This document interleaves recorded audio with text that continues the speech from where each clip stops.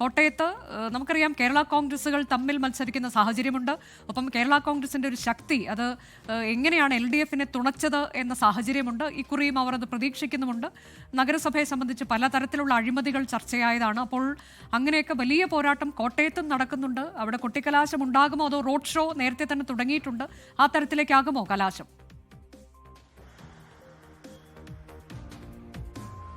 Road ഷോകളാണ് Anuja പ്രധാനമായിട്ടും എല്ലാ സ്ഥലത്തും നടക്കുന്നത്. ഒരു കൊട്ടിക്കലാശം എന്നുള്ള രീതിയിൽ നടക്കുന്നത് ചില സ്ഥലങ്ങളിലേ ഉള്ളൂ. ഞാനിപ്പോൾ നിൽക്കുന്ന കടുത്തുരുത്തിയിലാണ്. എന്തായാലും കടുത്തുരുത്തിയിൽ 4 മണിയോടുകൂടി കൊട്ടിക്കലാശമുണ്ട്, 3 പാർട്ടികളുടെയും ഉണ്ട് എന്നാണ് നമുക്ക് മനസ്സിലാക്കാൻ സാധിക്കുന്നത്. പാലായിൽ ഇന്ന് പാലാ ജൂബിലി നടക്കുന്നതുകൊണ്ട് തന്നെ അവിടെ കൊട്ടിക്കലാശമില്ല.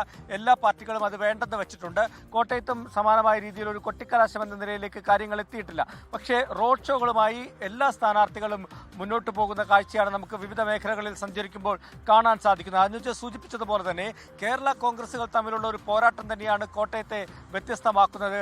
കഴിഞ്ഞ തവണ നമ്മൾ കണ്ടതാണ്. ഈ തെരഞ്ഞെടുപ്പിന്, തദ്ദേശ തെരഞ്ഞെടുപ്പിന് തൊട്ടു മുൻപാണ് കേരള കോൺഗ്രസ് UDF വിട്ട് LDFിലേക്ക് വരുന്നത്.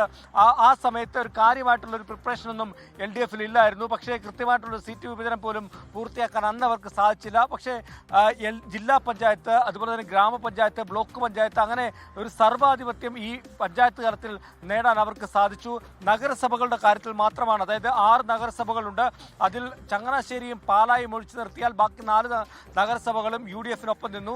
അതിലെടുത്തു പറയേണ്ടത് പാലാ നഗരസഭ. വർഷങ്ങളായി, ഏകദേശം 40 വർഷത്തോളം UDF ഭരിച്ച പാലാ നഗരസഭ കഴിഞ്ഞ തവണ കേരള കോൺഗ്രസ് വന്നതോടുകൂടി ഇടതുപക്ഷത്തേക്ക് ചായുന്ന കാഴ്ച കണ്ടു. അതുകൊണ്ട് തന്നെ ഇത്തവണ ഏവരും ഉറ്റുനോക്കുന്ന ഒരു നഗരസഭ പാലാ നഗരസഭയാണ്. അത് ജോസ് കെ മാണി കഴിഞ്ഞ തവണ നിയമസഭയിൽ തോൽക്കുന്ന ഒരു കാഴ്ച നമ്മൾ കണ്ടതാണ്.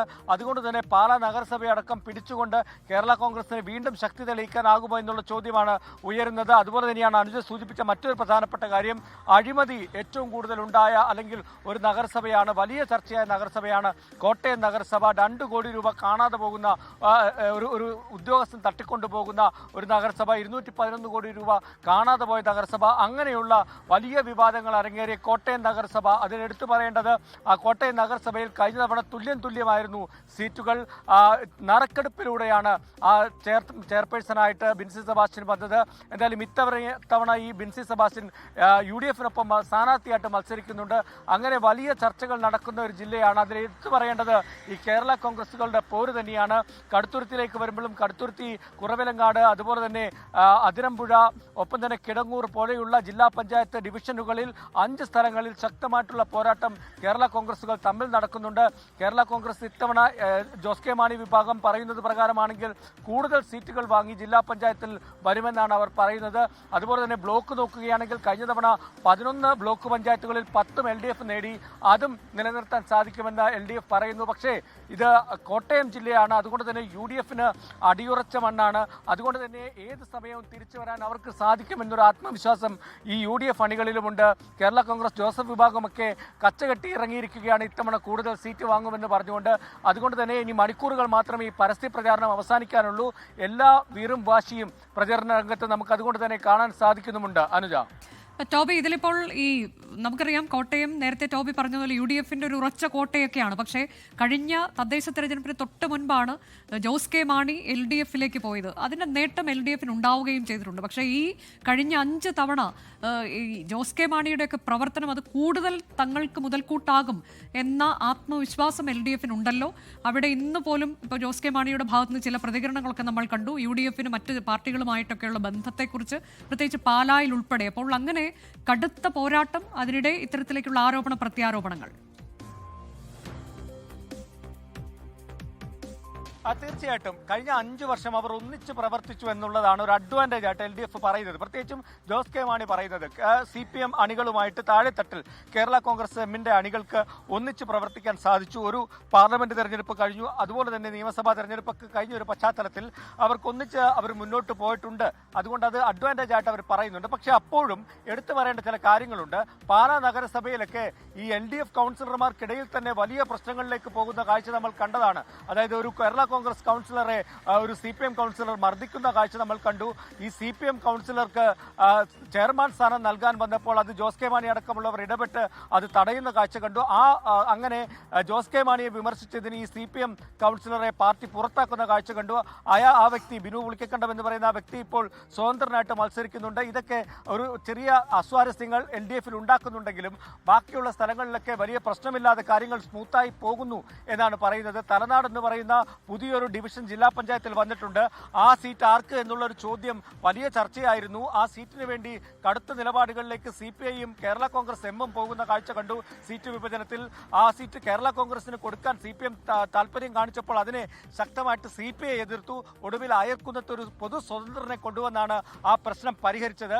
എന്തായാലും അങ്ങനെ ചില മുന്നണിക്കുള്ളിൽ ചില പ്രശ്നങ്ങൾ നിലനിൽക്കുന്നുണ്ടെങ്കിലും ഒറ്റക്കെട്ടായി കഴിഞ്ഞ 5 വർഷം പ്രവർത്തിച്ചതിന്റെ അഡ്വാൻറ്റേജ്, പ്രത്യേകിച്ചും സർക്കാരിന്റെ നേട്ടങ്ങൾ അടക്കം ഉയർത്തിക്കാട്ടിക്കൊണ്ട് തന്നെയാണ് കേരള കോൺഗ്രസും ഇത്തവണ വോട്ട് ചോദിക്കാൻ എത്തുന്നത്.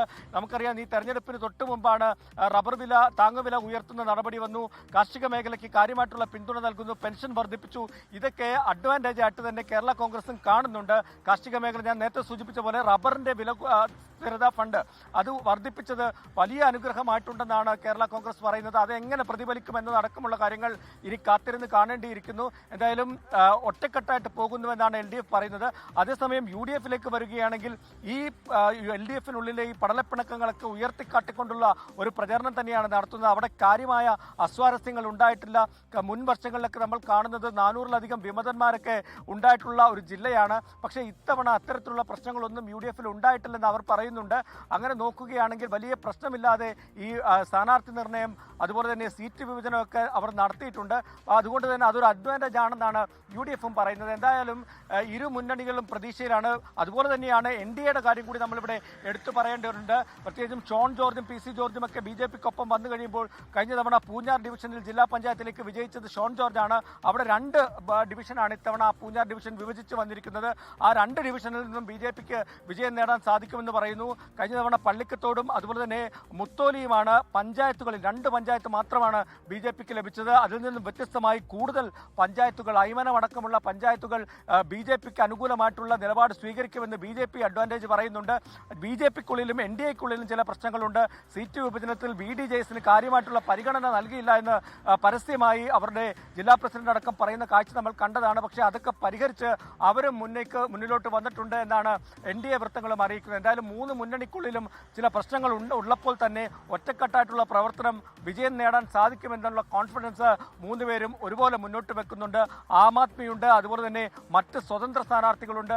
ഇവരെല്ലാവരും കൂടി ചേരുമ്പോൾ ഇത്തവണ വാശിയേറിയ പോരാട്ടം തന്നെയാണ് നടക്കുന്നത്. 1611 വാർഡുകളിലേക്കാണ് 3 ത്രിതല പഞ്ചായത്തിലും അതുപോലെ തന്നെ നഗരസഭയും കൂട്ടുമ്പോൾ 1611 വാർഡുകളിലേക്കാണ് മത്സരം നടക്കുന്നത്. അതിൽ ആർക്ക് മേൽക്കൈ നേടാൻ സാധിക്കുമെന്നുള്ളത് വളരെ നിർണായകമാണ്. നിയമസഭാ തെരഞ്ഞെടുപ്പ് അടുത്തെത്തി നിൽക്കുകയാണ്. അതുകൊണ്ട് തന്നെ കേരള കോൺഗ്രസുകൾക്ക് അവരുടെ ശക്തി തെളിയിക്കേണ്ടത് ആവശ്യമാണ്. നിയമസഭാ തെരഞ്ഞെടുപ്പിൽ കൂടുതൽ സീറ്റുകൾ ചോദിച്ചു വാങ്ങാൻ ഈ ഒരു തെരഞ്ഞെടുപ്പ് ഫലം നിർണായകമാണ്.